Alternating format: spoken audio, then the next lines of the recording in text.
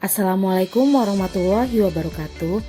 Hari ini kita akan membahas materi bab 8 mengenai lembaga keuangan dengan kompetensi dasar 3.9 memahami lembaga keuangan, 4.9 mengklasifikasi berbagai lembaga keuangan milik pemerintah dan swasta sesuai perkembangannya. Nah, tujuan pembelajaran kita hari ini, setelah mengikuti proses pembelajaran, siswa diharapkan dapat mengetahui lembaga keuangan dan dapat mengklasifikasikan berbagai lembaga keuangan milik pemerintah dan swasta sesuai perkembangannya. Berdasarkan Undang-Undang Nomor 14 Tahun 1967, lembaga keuangan adalah semua badan yang melalui kegiatan-kegiatan di bidang keuangan dengan menarik uang dari masyarakat dan menyalurkannya kembali kepada masyarakat. Nah, lembaga keuangan ini mempunyai peran dalam berbagai sektor ekonomi di Indonesia, di antaranya adalah sektor rumah tangga serta perusahaan. Lembaga keuangan mempunyai beberapa fungsi yaitu 1. Transaksi. Lembaga keuangan berfungsi sebagai lembaga yang menyediakan transaksi keuangan sehingga dapat mempermudah penyelesaian transaksi keuangan dalam masyarakat. Misalnya, jasa transfer, pengiriman uang dari dalam negeri maupun luar negeri. Dengan demikian, masyarakat bisa menghemat waktu dan tenaga untuk masalah transaksi. Kedua, realokasi pendapatan.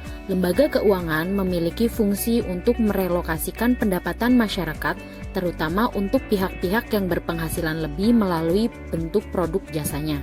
Dengan kata lain, pendapatan yang diterima masyarakat bisa disimpan oleh lembaga keuangan yang nantinya bisa digunakan untuk masa yang akan datang dalam memenuhi kebutuhannya. Ketiga, pengalihan dana. Lembaga keuangan berfungsi sebagai pengalihan dana, yaitu bentuk perpindahan dana dari pihak yang memiliki dana lebih kepada pihak lain yang membutuhkan atau kekurangan dana. Contoh lembaga keuangan yang berfungsi sebagai pengalihan dana ini yaitu bank umum, bank syariah, perusahaan asuransi, dana pensiun, dan perusahaan leasing. Keempat, likuiditas. Likuiditas berkaitan dengan kemampuan lembaga keuangan dalam mendapatkan uang tunai pada saat dibutuhkan. Suatu lembaga keuangan menjalankan fungsi likuiditasnya ini dengan menyimpan kekayaan perusahaan dalam bentuk berbagai macam instrumen keuangan seperti deposito, tabungan, obligasi, dan saham. Nah, dengan demikian masyarakat yang memiliki kebutuhan mendesak bisa mendapatkan uang tunai dengan mudah dan tidak perlu merasa khawatir. Lembaga keuangan dibedakan menjadi dua, yaitu lembaga keuangan bank dan lembaga keuangan bukan bank. Hari ini kita akan membahas mengenai lembaga keuangan bank. Lembaga keuangan bank adalah lembaga keuangan yang menyediakan jasa keuangan perbankan.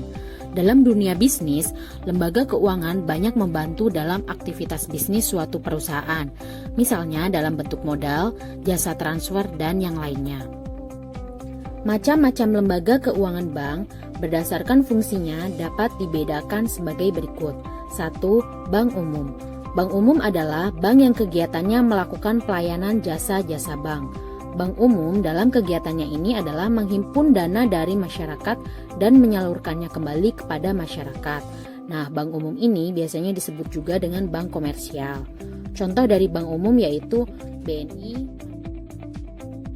Kedua, Bank Perkreditan Rakyat atau BPR.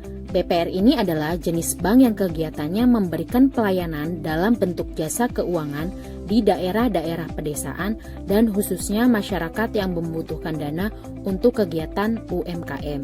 Nah, contoh dari BPR ini yaitu BPR Supra, BPR Sentral Niaga, BPR Ramaganda, dan yang lainnya. Ketiga, Bank Sentral. Bank sentral merupakan bank yang memiliki peran sentral dalam dunia perbankan di suatu negara, khususnya di Indonesia. Bank sentral berperan untuk menciptakan dan memelihara kestabilan nilai tukar rupiah. Bank sentral juga memiliki wewenang untuk mengeluarkan kebijakan moneter, mengatur devisa negara, dan melakukan pengawasan terhadap bank. Nah, contoh dari bank sentral ini yaitu adalah Bank Indonesia. Cukup sekian pembahasan mengenai lembaga keuangan dan lembaga keuangan bank. Semoga kalian bisa memahami materi pertemuan hari ini. Terima kasih yang sudah menonton, tetap semangat belajar. Wassalamualaikum warahmatullahi wabarakatuh.